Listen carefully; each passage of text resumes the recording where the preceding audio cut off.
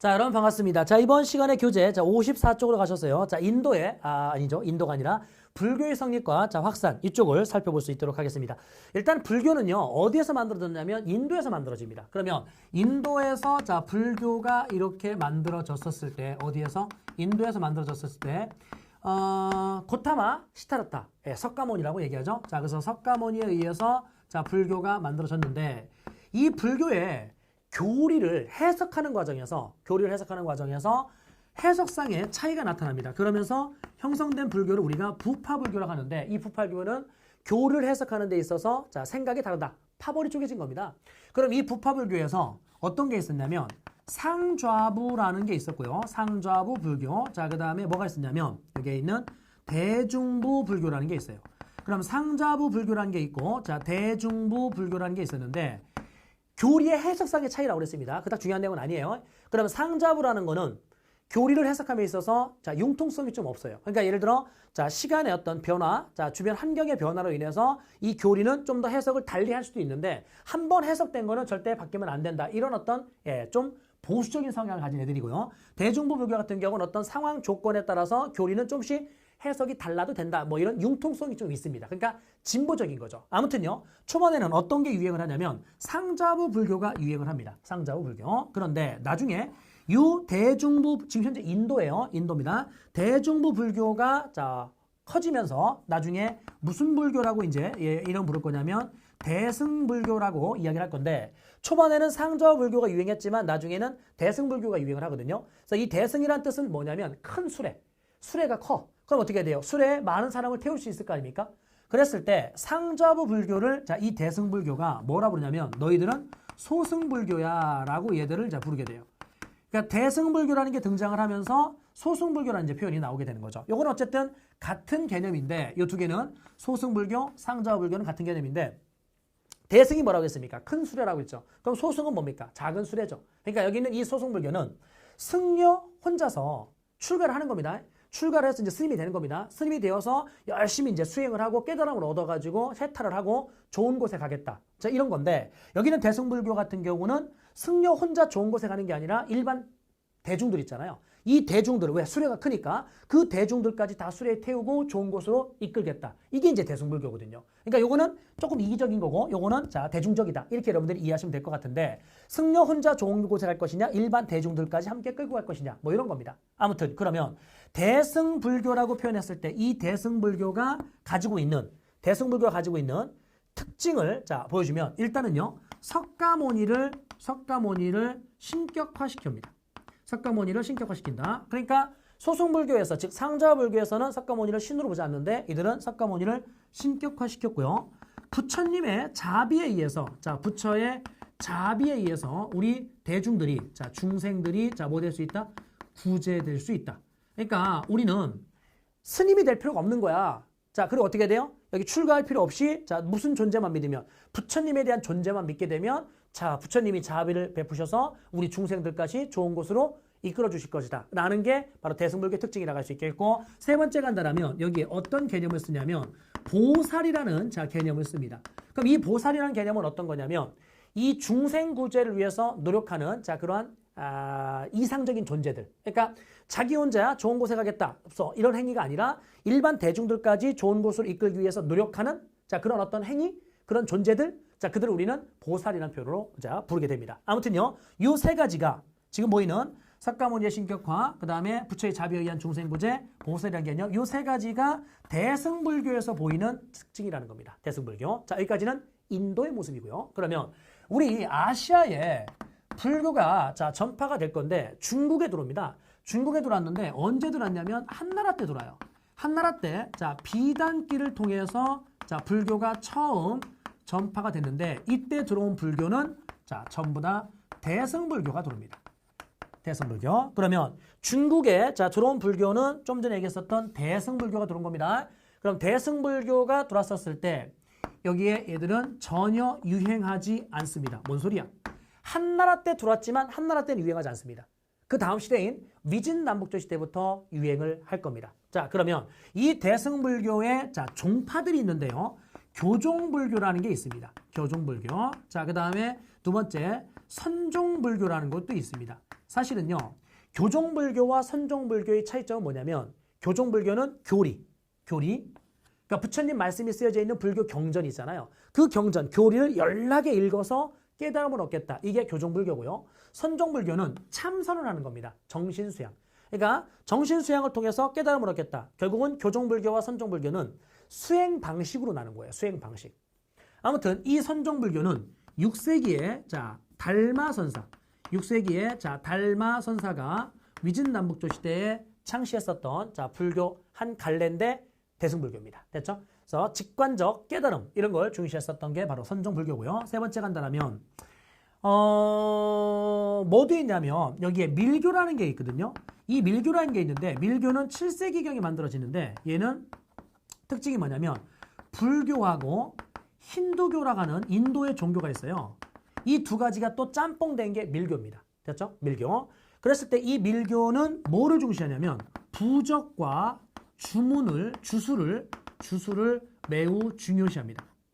그러니까 여러분들 여기 있는 손오공이라든지 이런 만화나 이런 걸 보시게 되면 거기 승려가 나오는데 그 승려들이 어떻게 돼요? 귀신들을 잡을 때 부적을 붙인다든지 이런 행위를 하잖아요. 그게 바로 밀교의 한 모습이었었던 겁니다. 아무튼요. 그래서 밀교는 불교와 힌두교가 결합된 이것도 대승불교의 갈래입니다. 자, 그 다음에 네 번째 간다라면 티베트 불교가 발전되는데 이 티베트 불교는 어떻게 결합된 거냐면 밀교라는 거하고 그 다음에 여기에 티베트의 민간신앙 요게 결합된 게 바로 티베트 불교입니다.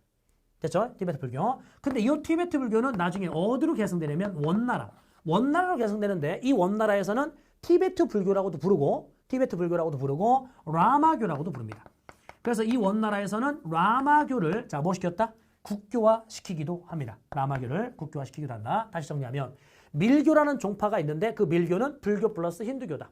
근데 그 밀교가 다시금 누구랑? 티베트의 민간신앙과 결합되어서 여기에 티베트 불교라는 걸 발전이 됐고 이 티베트 불교는 나중에 원나라로 계승된다. 그 원나라로 계승됐을 때 원나라는 티베트 불교라고 그대로 부르기도 하지만 라마교라고도 불렀다더라. 그러면 보세요. 지금 쌤이 대승불교 어쩌고 써놓은 여기에 많은 종파들이 있는데 이거 말고도요. 여러분들 엄청나게 많아요. 화엄종, 법상종, 열반종, 그 다음에 천태종, 조계종 엄청난 종파들이 있단 말입니다. 그 종파들 다 구분할 필요 없고요. 지금 이야기하는 이거 빨간색의 소승불교, 상자오불교 요거는 같은 말이야. 그죠? 그럼 요거를 제외한 모든 종파는 다 대승불교입니다. 그러니까 우리 시험에서 다루는 용어들 중에 어떤 종파가 나오든 일단은 소승불교, 상자불교 요건 같은 말이니까 요걸 제외하면 다 대승불교의 갈래들이라는 겁니다. 됐죠? 그러니까 대승불교의 형태들이라는 거 확인해 두시면 되고 어쨌든 동아시아에는 어떤 불교가 들어왔다? 대승불교가 들어온 겁니다. 그랬을 때 한나라 때 들어왔지만 한나라 때는 전혀 유행하지 않았고 언제부터 유행하느냐? 요때부터 유행하게 됩니다. 무슨 남북조 시대? 위진남북조 시대부터 유행합니다. 됐죠? 위진남북조 시대에 그래서 대규모 석굴사원들이 만들어지게 됩니다. 대규모 석굴사원이 만들어지는데 윈강석굴, 둔왕석굴, 룽먼석굴 이런 석굴사원들이 만들어졌는데 이 둔왕석굴에서 여러분들 뭐가 발견됐냐면 통일신라의 승려, 해초. 통일신라의 승려, 해초라는 승려가 있는데 그 해초가 왕호 천축국전 이라는 기행문을 썼는데 이 기행문이 이 둔왕석굴에서 발견된 겁니다. 그러면 왕호 천축국전 이게 왕자가 뭐냐면 왕래할 때 그 왕자입니다. 갈 왕자죠. 오는 뭐냐면 5개의 나라에 간 겁니다. 천축국이라 불려지는 5개의 나라. 그러니까 무슨 천축국, 무슨 천축국 5개가 있었는데 그 5개의 천축국에 갔다 오고 쓴 기행문 왕호 천축국전. 이 책이 어디에서? 둔왕석굴에서 발견됐다. 아무튼요. 위진남북조 시대에 대규모 석굴사원은 어디에 만들어지느냐?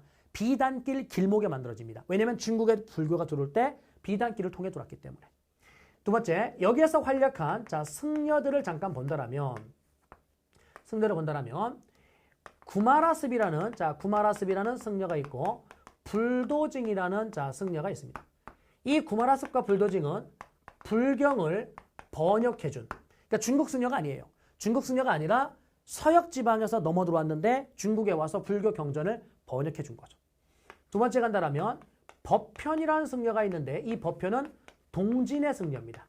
위진남북조에서의 그 동진의 승려였었던 법현이 어떤 책을 썼냐면 불국기라는 책을 저술을 하게 됩니다.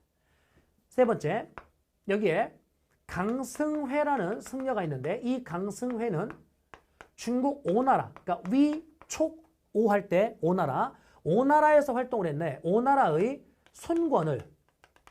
손권을 불교 신자로 돌아설 수 있게끔 귀의시켰었던 그런 활동을 했었던 게 강승회입니다. 얘도 중국 승려는 아닙니다. 서역 지방에서 왔습니다. 그런데 중국 오나라에 와서 손권을 불교 신자로 돌아서게 만들었다. 그래서 위진남북조 시대에 나름의 불교가 뭐 되고 있었다. 이렇게 크게 융성하고 있었다. 승려 이름 여러분들 한 번 더 체크해 보시고요. 자, 수나라 그리고 당나라. 당나라를 갈 건데요. 이 당나라가 여러분들 어디 불교의 황금기냐면 중국 불교의 황금기입니다. 자, 중국 불교의 황금기인데 위진남북조 시대에 아까 보시면은 제가 선종불교라는 게 누가 만들었죠? 달마선사가 만들었는데 직관적 깨달음을 강조했었던 게 바로 선종불교거든요. 그러니까 정신수양을 통해서 어느 순간 번뜩 깨달음을 얻는다 이 얘기야. 그때 6세기, 그럼 시기적으로 위진남북조거든요. 그래서 이 위진남북조 시대에 어떤 게 만들어졌냐면 선종 종교가 만들어져요. 선종이란 종파가. 그 다음에 잠깐만요. 자, 위진남북조 시대에 정토종이라는 게 만들어지는데 이 정토종은 5세기에 담난이라는 승려가 만들었는데 이 담난이라는 승려는 교과서에 없으니까 개무시해도 됩니다. 정토종. 그 다음에 선종이라는 종파가 또 만들어졌는데 6세기에 아까 달마선사죠. 그랬을 때 이 선종, 이 정토종은 만들어진 거는 위진남북조 시대입니다. 됐죠? 그런데 이 선종과 정토종이 크게 유행하게 된 건 언제냐면 여기 있는 당나라. 선종과 정토종이 크게 유행했는데 이 선종과 정토종 얘가 언제까지? 당나라에서부터 송나라 때까지 크게 유행을 하게 됐고 이 정토종 같은 경우는 여러분들 어떤 거하고 결합하냐면 아미타 신앙과 결합하면 되거든요. 그럼 아미타 신앙과 결합했을 때 아미타 신앙이라는 건 뭐냐면 불교 교리를 굳이 안 읽어도 불교 교리에 있는 핵심 이 두꺼운 책에 있는 내용을 내가 한마디로 압축해 줄게. 이 책의 내용은 말이야 나미아비탑을 관세음보살이야. 그래서 이거를 너희들이 따라 불러. 그럼 이 책을 다 읽은 거와 똑같아. 이게 바로 아미타 신앙이거든요. 그래서 나미아비탑을 관세음보살 이것만 따라하면 이 책을 다 읽은 거와 같은 효과가 나온답니다.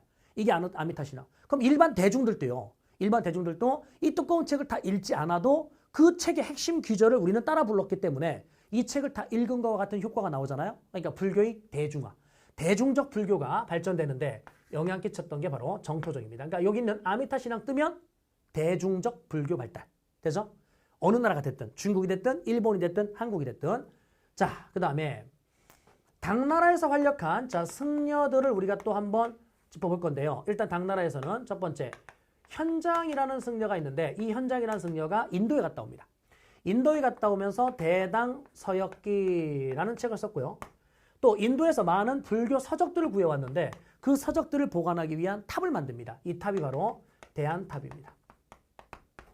자, 현장법사는 7세기의 승려라고 할 수 있겠고요. 두 번째, 의정이라는 승려가 있는데요. 이 의정이라는 승려도 인도를 순례하고 왔습니다. 자, 인도를 순례하고 왔다. 그런데 의정은 기행문을 쓰긴 썼는데 교과서에 언급된 게 없어요. 그냥 인도 순례라고만 기억하면 됩니다. 자, 그 다음에 당나라의 승려들 중에 여러분들이 도선이라는 승려를 또 기억해야 되는데 이 도선이라는 승려는 도다이사 낙성식에 참석했었던 그런 승려랍니다. 이 도다이사라는 절은 일본의 나라 시대에 만들어진 대표적인 절입니다. 도다이사가 몇 세기냐? 8세기거든요. 그래서 이 도다이사 오픈식 날 참석했었던 중국 승려가 바로 도선입니다. 네 번째, 감진이라는 승려가 있는데 이 감진이라는 승려 같은 경우는 일본의 계율을 전파했는데 무슨 말이냐면 일본의 유학생들이요 중국에 와가지고 감진을 만난 겁니다. 그러면서 감진님 일본에 오셔서 직접 당신의 그러한 크고 깊은 가르침을 일본에 전해주시면 안 됩니까? 이렇게 이제 이야기를 했어요. 그랬더니 감진이 오케이 콜 내가 가마 내가 꼭 약속 지킬게 꼭 갈게 라고 약속을 해놨고 나중에 일본에 건너가려고 몇 번 시도를 해요. 몇 번 시도를 했는데 태풍 때문에 이것들이 계속 번번이 좌절되거든요. 그러다가 말년에 건강이 악화되어서 눈을 감았어요. 뭐 그래서 감지는 아니야. 눈을 감았어요. 그러니까 실명을 한 거죠. 실명을 한 상태에서도 어떻게 돼요? 일본에 가야 되는데 결국 고집을 자 계속 어떻게 해요? 꺾지 않고 일본에 건너가려고 합니다. 근데 제자들이 말렸죠. 말렸음에도 불구하고 어쨌든 약속한 건 지켜야 되지 않겠니? 라고 하면서 갔어요. 그래서 이 감진이 일본에 가서 도다이사에 머물렀습니다.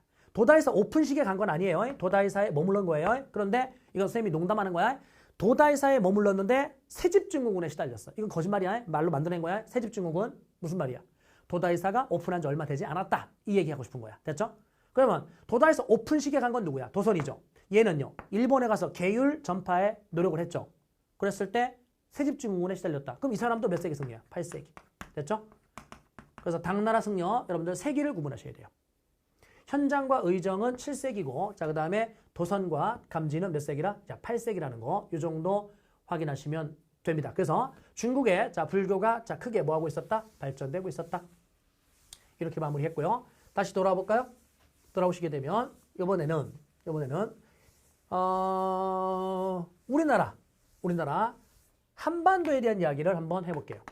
그러면 한국에 대한 이야기를 하면 일단 삼국이 자 불교를 수용합니다. 삼국의 불교 수용 과정을 보면 고구려는요 전진이라는 나라한테 받아들입니다. 전진에 순도라는 승려가 있었는데 그 순도라는 승려를 통해서 소수리망이 받아들입니다. 자 백제는요 침류왕이라는 왕 때 동진에서 받아들이는데 동진에 누가 있었냐면 마라난타. 이 마라난타가 사람 이름이에요. 그래서 마라난타라는 승려가 여기 있는 백제의 불교를 전해준 거죠. 신라는요 중국으로부터 불교를 수용하지 않아요. 중국으로부터 불교를 수용한 게 아니라 얘는 누구로부터 소개받았냐면 고구려로부터 소개를 받았고 여기에 귀족들이 반대해서 불교를 공인하지 않습니다. 근데 나중에 이차돈이라는 자가 내 목을 쳐라. 그럼 기이한 일이 벌어질 것이다. 그래서 이차돈이 자기 목을 내놨답니다. 그래서 처형을 했는데 목에서 하얀색 우윳빛깔의 피가 뿜어져 나왔답니다. 이 모습을 바라보고 귀족들이 깜놀한 거죠. 와 불교 대단한데? 그래서 결국은 법흥왕이라는 왕이 불교를 뭐하게 되었다? 공인하게 된 겁니다. 여러분들은 기억할 게 여기에 있는 마라난타 그 다음에 이차돈의 순교 자, 이 정도. 이 삼국이 불교를 수용한 시점 자, 몇 세기냐? 4세기 자, 여기 있는 5세기 요 무렵에 이제 불교를 수용했고 불교를 받아들인 거는 무슨 권을 강화시키기 위해서? 왕권을 강화시키기 위해서 받아들였었던 겁니다. 이제요, 신라로 한번 가보겠습니다. 자, 통일신라. 자, 신라로 간다면, 신라 시대의, 왕즉불 사상. 그럼 왕즉불이라는 건 뭡니까, 여러분들? 왕이 곧 부처님이라는 거잖아요. 그래서 불교를 통해 무슨 왕권을 계속 강화시키고 있다? 전제 왕권을 강화시키는데 이용하고 있는 겁니다. 전제 왕권을 뭐 시키고 있다? 강화시키고 있다. 그랬을 때 신라에서 여러분들이 기억할 자 승려들을 자 몇 명 체크해 드릴게요. 일단 첫 번째, 두 번째, 세 번째 원효가 있습니다. 자 원효. 이 원효 같은 경우는 아미타 신앙.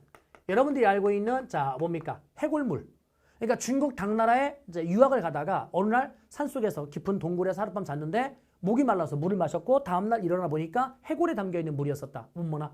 내가 만약에 이게 해골에 담기는 물이었었다라면 알았다라면 못 먹었을 것인데 어젯밤에는 그렇게 달콤하게 이 물을 마셨단 말이죠. 그렇거나 깨달음이라는 거는 중국에 있는 게 아니구나. 마음속에 있는 거구나. 이제 유학을 포기하고 돌아옵니다.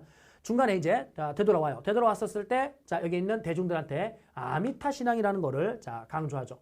그래서 의가 뭡니까? 불교의 대중화에 기여했다. 이게 원효죠. 자 그다음에 의상 같은 경우는 당나라 유학을 합니다. 유학을 했고 돌아와서 우리나라에 무슨 종을 개창하느냐? 화엄종이라는 종파를 자 이렇게 개창했었던 게 의상이라고 할 수 있겠고요. 해초라는 승려가 있는데요. 이 해초라는 승려 같은 경우는 아까 나왔었나요? 왕호, 천축, 국전 이런 기행문을 또 남기게 됐죠. 신라 시대에 여러분들 신라 말에요. 신라 하대입니다. 통일신라 말에 자 신라 말에 어떤 불교가 유행하냐면 선종불교가 크게 유행을 합니다. 그럼 선종불교가 크게 유행했었을 때 이 선종불교는 누구들의 사상적 기반이 되면 호족들의 사상적 기반이 되죠. 그래서 이 호족들이 자 결국은 뭘 건국했고요? 고려를 건국했죠. 그래서 이 고려를 건국했을 때 초반에는 뭐가 유행하냐면 선종불교가 유행을 합니다. 선종불교가 유행했는데 다시 가면 선종불교가 초반에는 유행을 했는데 조금 있다가 문벌귀족이 형성이 됩니다. 문벌귀족이 형성되니까 이 문벌귀족들은 교종을 좋아하거든요. 왜? 책을 읽으면서 있는 척하고 싶어해. 그래서 결국은 뭐가? 교종불교가 자, 또 난립을 합니다. 그래서 선종과 교종이 이렇게 난립을 할 때 교단 통합 운동을 해요. 교단 통합 운동을 했는데 그 교단 통합 운동에 의천이라는 승려가 있고 진울이라는 승려가 있습니다. 잘 안 나와. 우리 시험에서는. 우리 시험에서는 잘 안 나오는데 의천과 진울은 그냥 교단 통합 운동이구나. 그랬을 때 의천은 천태종, 진울은 자 조계종이라는 종파를 만들었고 이들은 전부 다 무슨 불교야? 대승불교입니다. 그럼 자 고려시대에는 두 명 이름만 기억합시다. 누구와 누구요? 의천과 진울. 됐죠? 자, 그 다음에 신라시대로 왔었을 때, 자, 원효, 의상, 해초 이야기 됐습니다. 선생님, 그럼 삼국에는 승려 공부할 사람 없나요? 자, 삼국의 승려 공부할 사람. 아까 2차돈 체크했는데, 고구려 먼저 가볼게요. 고구려예요. 혹시 고구려에 해자라는 승려를 들어본 적 있나요? 이 해자? 백제예요. 해총이라는 승려를 들어본 적 있나요? 해총. 지금요, 요 해총과 요 해자는요, 누구의 스승이냐면, 일본 쇼토쿠 태자. 일본의 쇼토쿠 태자의 스승입니다. 그러니까 쇼토쿠 태자에게 불교를 가르쳤던 고구려의 승려가 바로 해자고 백제의 승려가 해총입니다. 그 다음에 여러분들 담징을 한 번씩 들어봤죠? 담징. 이 담징은 좀 전에 쇼토쿠 태자가 이제 불교를 가르침을 받았을 때 불교 장려 정책을 통해서 호류사라는 절을 만드는데 그 호류사라는 절에다가 금당 벽화를 남겼던 게 바로 담징이죠. 되나요? 자, 그 다음에 백제에 사실은 해총보다 더 앞시대 사람인데 노리사치계가 있어요. 이 노리사치계라는 요 승려는 백제의 노리사치계라는 요 승려는 뭐 했던 사람이냐면 일본의 불교를 전해줘요. 자, 일본의 불교를 전해줍니다. 6세기에. 그럼 일본에 불교가 들어갔었을 때 일본 불교가 들어갔을 때 시기적으로 6세기인데 일본에 자 전파됐다. 일본에 전파했다. 야마토 정권이죠. 됐나요? 야마토 정권.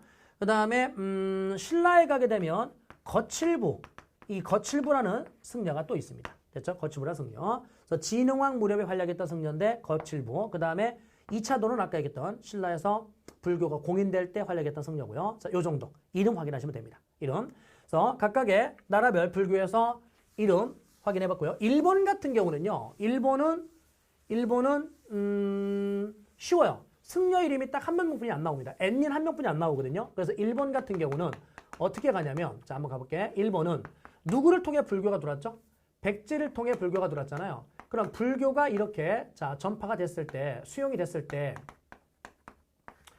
백제의 노리사치계입니다. 그래서 어떤 현상이 벌어지냐면 신토와 불교가 신토는 귀신을 섬기는 일본의 고유 신앙입니다. 신토와 불교가 결합된답니다. 이거를 무슨 습합? 신불습합이라고 표현해요.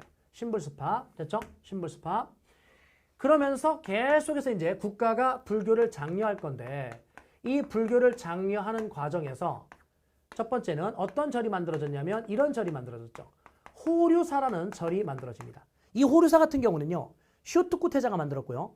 이 호류사를 만들 때 백제 기술자들이 와서 돕습니다. 그리고 지금 현재까지도 호류사에는 백제 관음상이라는 불상이 현존합니다. 그 다음에 호류사에는 호류사 자 5층 목탑이 있는데요. 이 호류사 5층 목탑 뭐 세기는 같겠죠? 7세기입니다. 이 호류사 5층 목탑은 현존하고 있는 세계에서 가장 오래된 현존 최고 가장 오래된 목조 건축물입니다. 호류사 5층 목탑. 두 번째 불교가 장려되는 과정에서 이 나라 시대에 이 도다이사라는 절이 이제 만들어집니다. 도다이사. 그럼 이 도다이사는 나라 시대가 8세기니까 8세기 만들어진 건데 쇼무 천왕이라는 천왕이 만들어요. 쇼무 천왕. 일본에는요. 7개의 도로 쪼개입니다. 지방 행정을 7개를 도로 쪼갰고 어디에서? 다이오 율령에서. 다이오 율령에서 지방을 7개 도로 쪼갰고 도 밑에 국, 군, 리라는 행정 단위가 있는데 그중에 이 국이라는 게 여러분들 나라국자거든요. 나라국자인데 이 나라국자를 발음할 때 고쿠라고 발음합니다. 고쿠. 그래서 전국시대, 이게 센고쿠 시대거든요.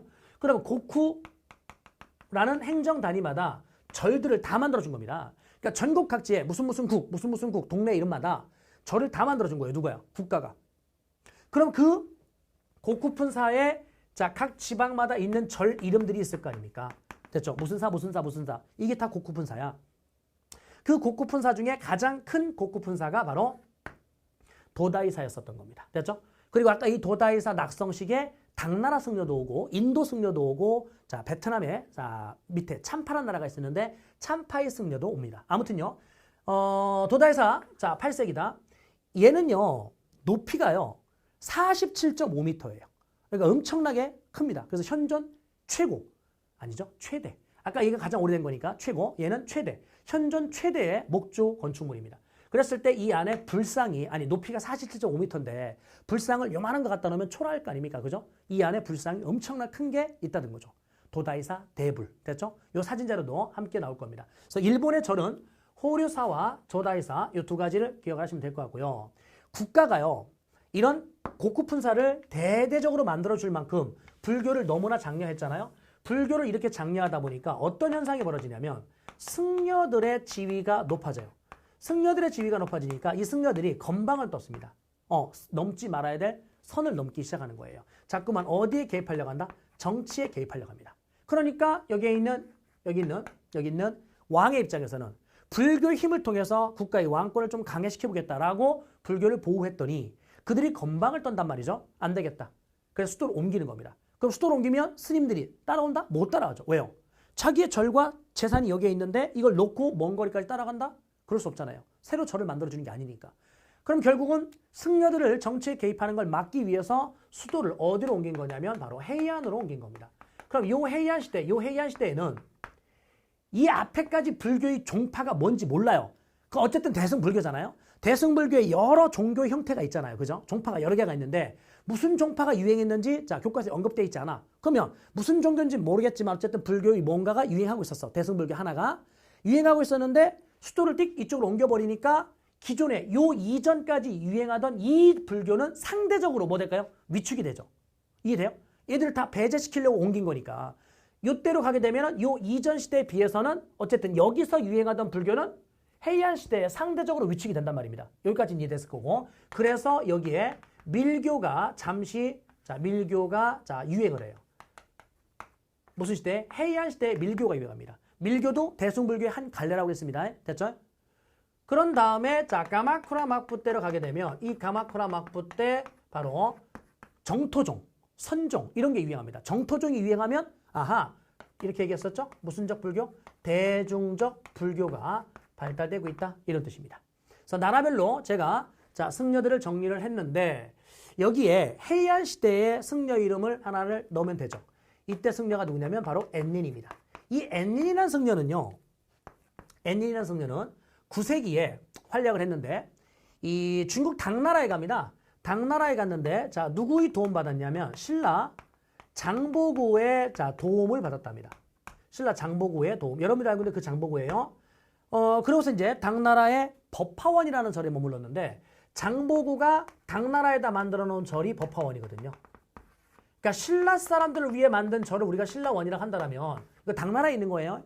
당나라에는 신라원이 여러 개가 있어요. 무슨 원 여러 개가 있는데 그중에 법화원이라는 이 절이 신라원 중에 가장 크고 대표적인 신라원이었었던 거죠. 요걸 만든 게 장보고거든요. 그래서 장보고가 만든 그 법화원에 엔린이 가서 머물렀었던 거거든요. 아무튼요. 이때 엔린은 장보고에게 나중에 감사의 편지 이런 걸 씁니다. 당신 때문에 제가 유학을 잘 하고 왔습니다. 고맙습니다. 이런 내용이겠죠. 어쨌든 이때 엔린이 쓴 책 입당, 구법, 순례, 행기, 행자 빼고 그냥 입당, 구법, 순례기 이렇게 할게요. 어디에 들어간 거죠? 입당. 당에 들어간 거죠? 당에 들어갔습니다. 왜 들어갔습니까?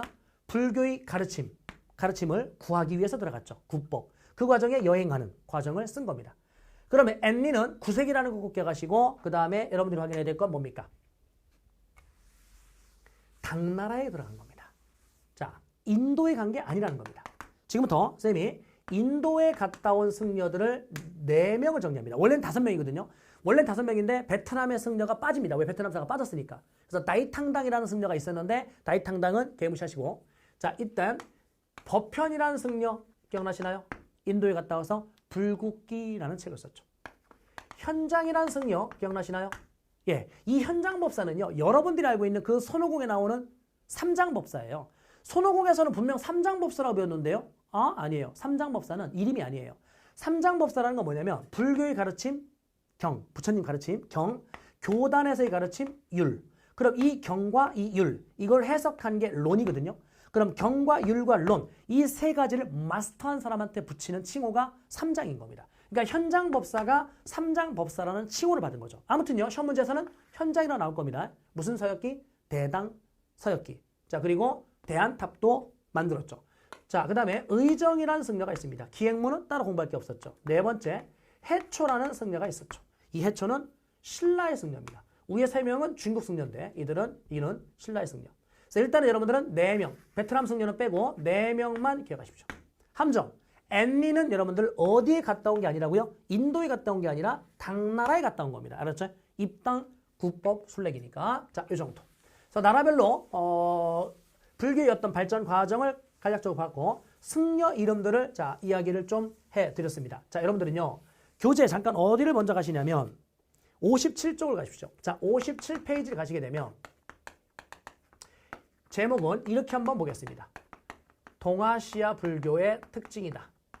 즉, 인도에서 불교가 만들어졌는데 인도와는 달라진 점. 인도와 좀 차별적인 모습. 어떤 게 있었느냐? 자, 첫 번째 간단하면 동아시아 불교의 특징. 첫 번째는 호국불교의 성격을 띈답니다. 호국불교의 성격을 띈다. 이게 시험에 제일 잘 나오는데 호국이란 말은 무슨 말입니까? 국, 나라 국자, 호, 보호한다. 나라를 보호한다. 즉, 불교를 장려하고 이걸 통해서 결국은 나라가 평안해지고 외적의 침략이나 이런 걸 막을 수 있다. 국가의 왕권이 강해질 수 있다라고 믿는 겁니다. 그래서 왕죽불 사상 기억나나요? 왕의 권위를 부처님과 연결시켜서 결국은 불교를 널리 장려한 겁니다. 그래야만 자 어떻게 돼요? 왕권이 안정을 유지할 수 있다라고 본 거죠. 그러니까 불교의 힘을 통해서 나라를 지키겠다. 이게 호국불교입니다. 호국불교의 사례들이 여러 개 있을 거예요. 예를 들어서 신라에 자장법사라는 승려가 있었어요. 자장법사. 이 자장법사가 선덕여왕. 여러분들 한 번쯤 들어봤을 그 선덕여왕에게 왕이시여 9층 높이의 탑을 쌓으십시오. 9층 높이의 탑을 쌓으시면 주변에 9개의 오랑캐들이 와서 머리를 쪼아릴 것이고 그들이 우리를 함부로 침략하지 않을 것입니다. 라고 건의를 했어요. 그랬더니 선덕여왕이 그래? 라고 이제 황룡사 9층 목탑을 쌓은 거죠. 그럼 그 황룡사 9층 목탑을 쌓은 목적 자체는 자장법사의 건의를 받아들여서 쌓은 거 아닙니까? 그걸 만들어 놓으면 주변에 9개 나라가 침략하지 않을 거라고 지금 믿고 있는 거죠. 그러한 사례들이 전부 다 호국불교라는 겁니다. 이해돼요? 그러니까 호국불교라는 거는 나라를 보호하기 위해서 불교를 장려했다. 이런 뜻입니다. 그러면 아까 일본의 나라 시대에서도 전국 각지에 고쿠라는 행정단위마다 절을 다 만들었죠. 고쿠분사. 그 고쿠분사를 다 만든 이 행위도 결국 호국불교의 한 사례들인 겁니다.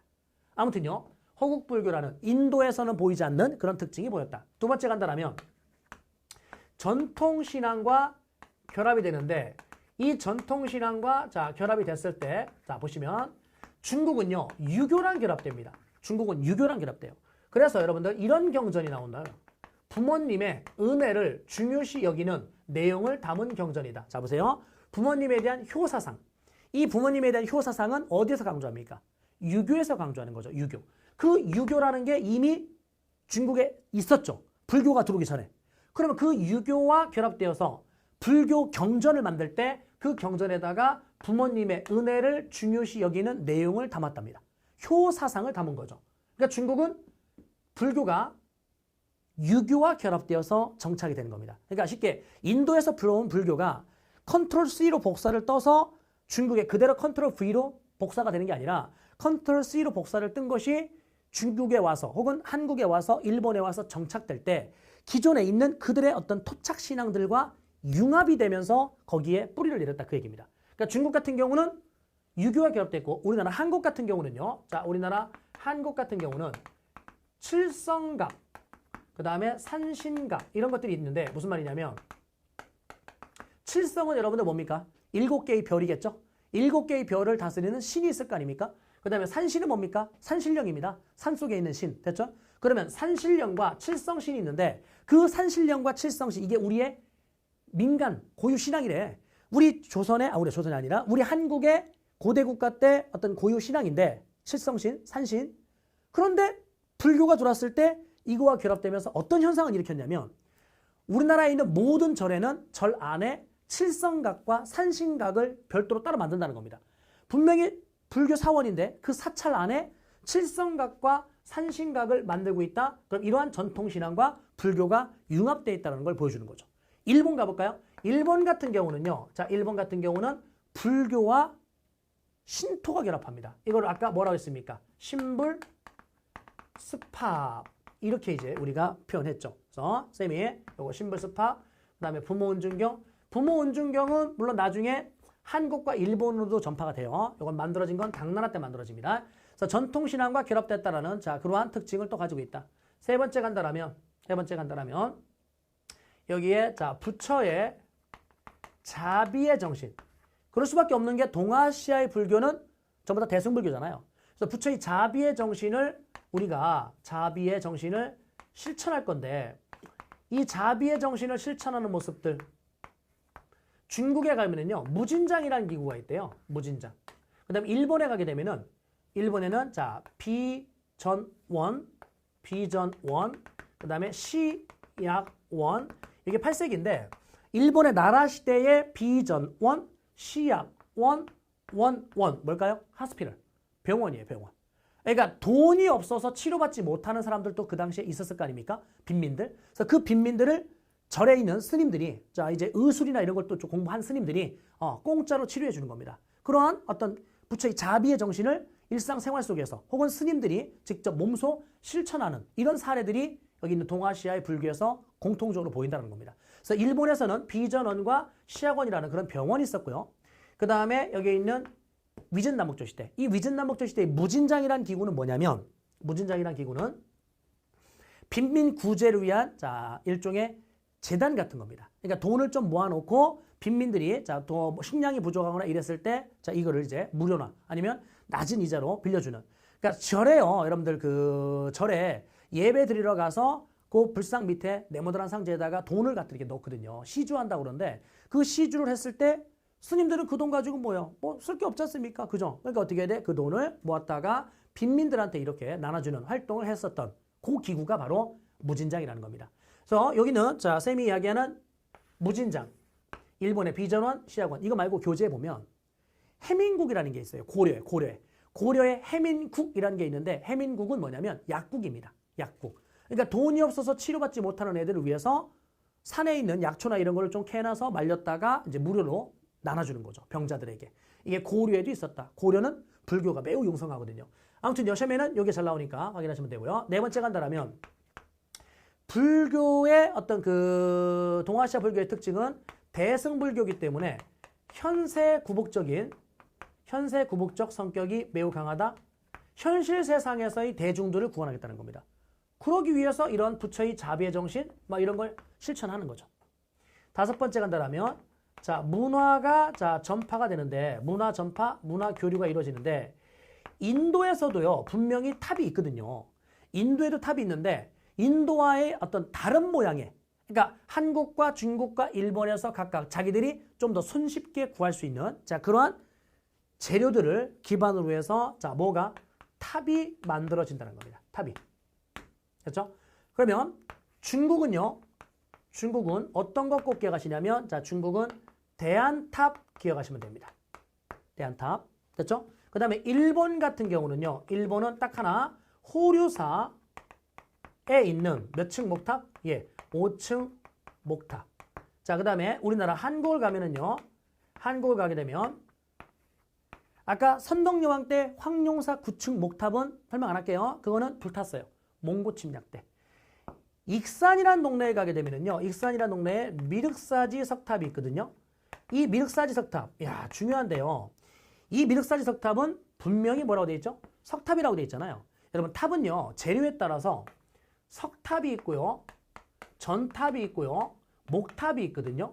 그 목탑은 말 그대로 나무로 깎아서 쌓은 거고 석탑은 화강암을 깎아서 쌓은 거고 전탑은 뭐냐면 전탑은 벽돌이에요.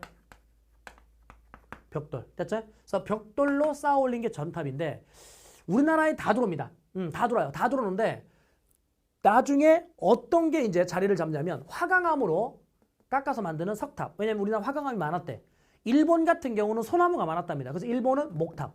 근데 중국 같은 경우는 전탑이 유행하거든요. 벽돌 문화 하면은 중국이에요. 왜냐면 중국은 사막이 발달되어 있잖아요. 사막이 발달되어 있으니까 모래가 많았을 것이고 그걸 기반으로 해서 이제 벽돌 문화가 발전돼. 그래서 전탑이라는 것이 중국에서 주로 유행했고 석탑은 한국에서, 목탑은 일본인데 우리나라의 이 양식이 처음에는 다 들어왔다고 그랬죠. 그럼 미륵사지 석탑의 의의는 뭐냐면 분명히 석탑이잖아요.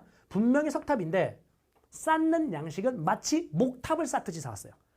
아니 돌로 쌓아 올렸는데 돌로 쌓는 거에 맞게끔 쌓아야 되는데 그렇지 아니하고 마치 목탑을 쌓듯이 목탑 양식으로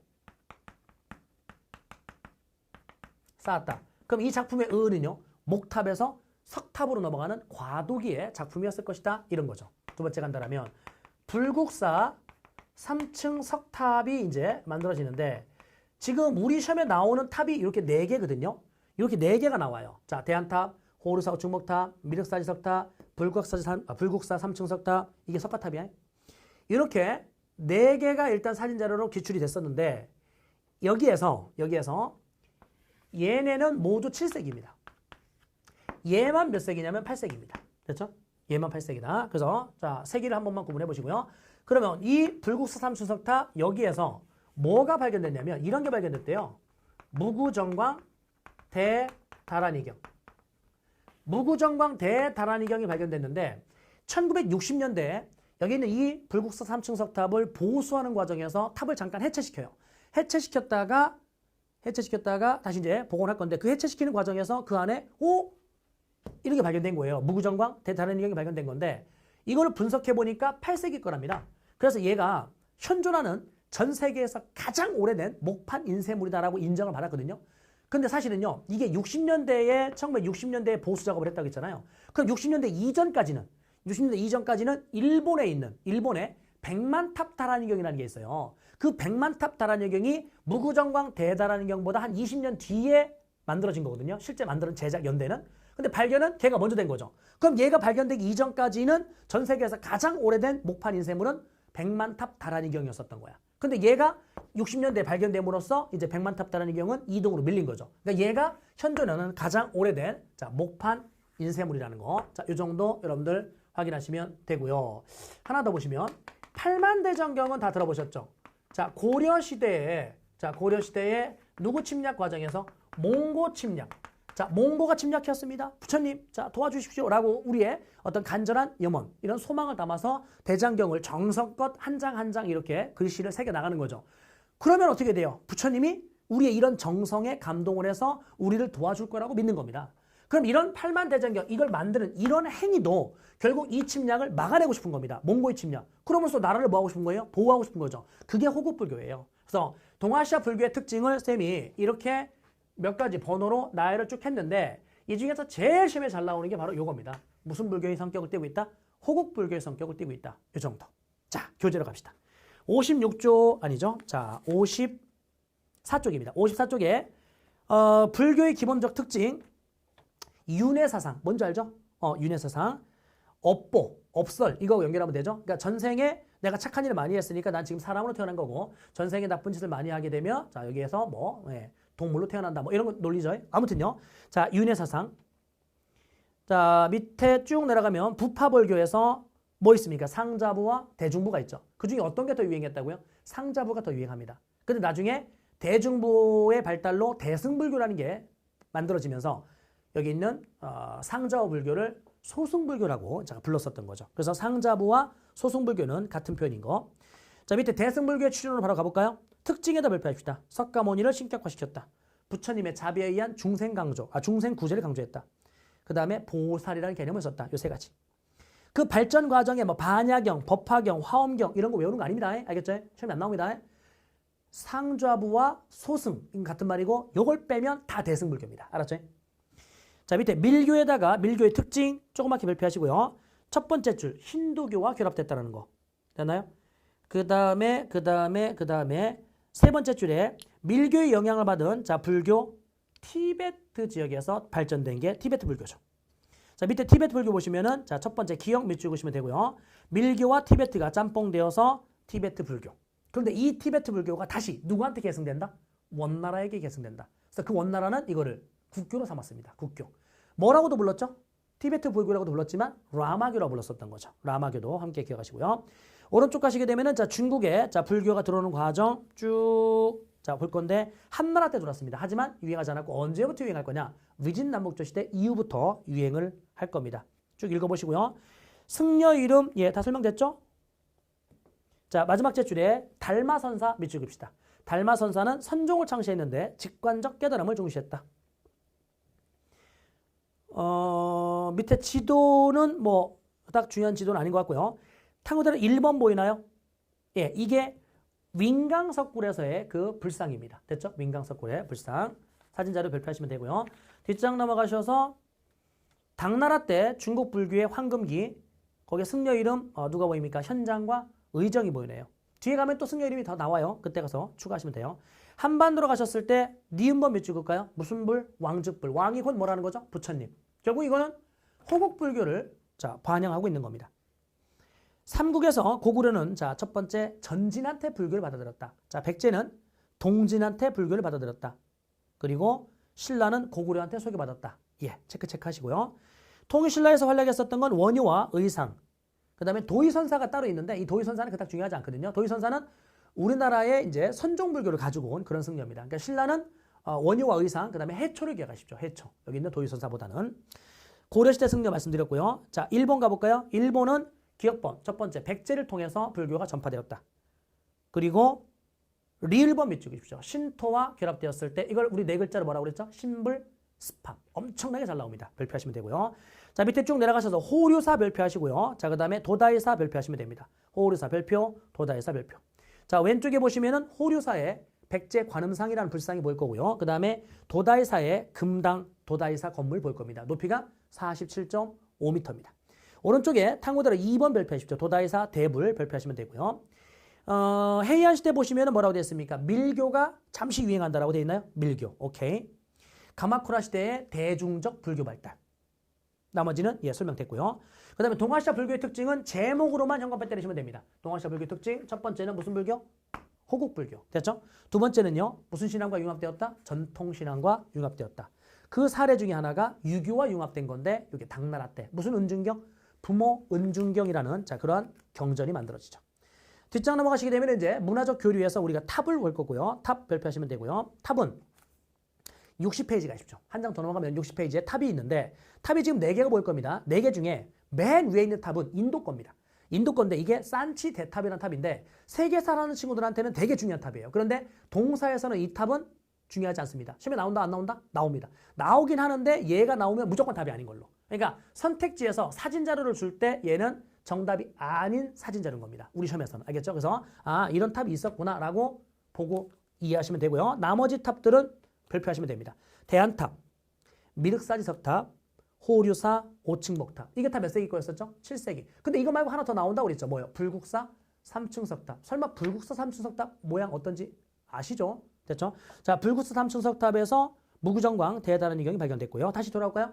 58쪽에 오셔서 자 5번 밑줄 그읍시다. 부처님의 뭐를 실천했다? 자비의 정신을 일상생활 속에서 실천하고 있다. 그 대표적인 기구가 중국은 무진장, 일본은 비전원과 시학원이 있었고 참고로 고려시대에는 해민국이라는 것도 있었다.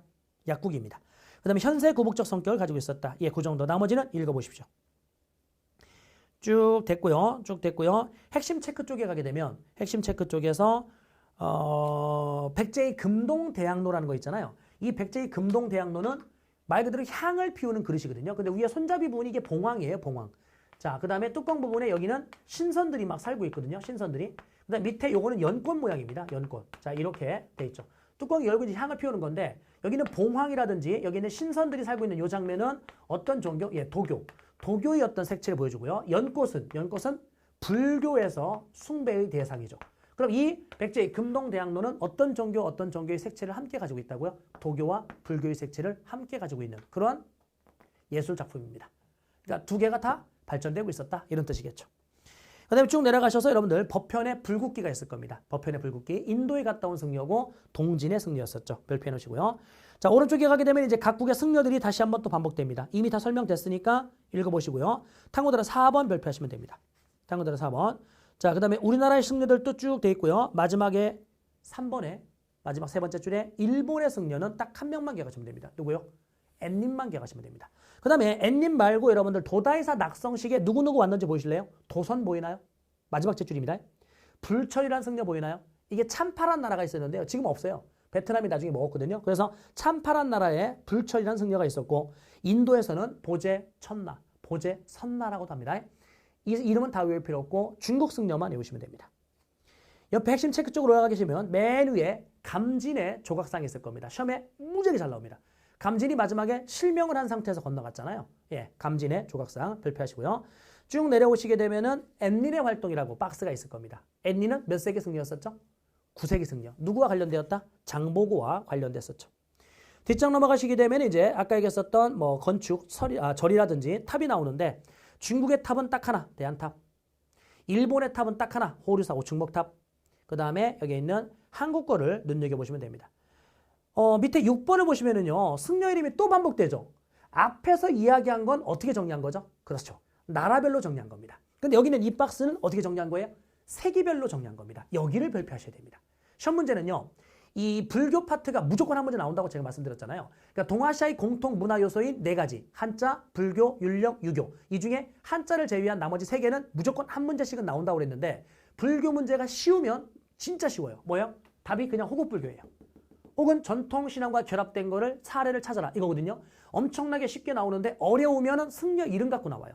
승려 이름 갖고 나오는데 그 승려가 몇 세기 승려냐. 그러면 그 승려와 같은 동시대에 활약했던 사례들을 찾아라. 이런 식으로 나오기 때문에 여러분들 세기를 기억하셔야 됩니다. 그래서 앞에 제가 칠판이나 앞에 교재에서 봤었던 거는 국가별로 정리한 거고 여기는 세기별로 정리한 거기 때문에 이것도 한 번 더 여러분들이 읽어봐 두셔야 된다는 겁니다. 자, 오른쪽 페이지에서는 교정불교와 선정불교가 있는데 요거는 뭐 동사에서 이제 직접 나오지는 않을 겁니다.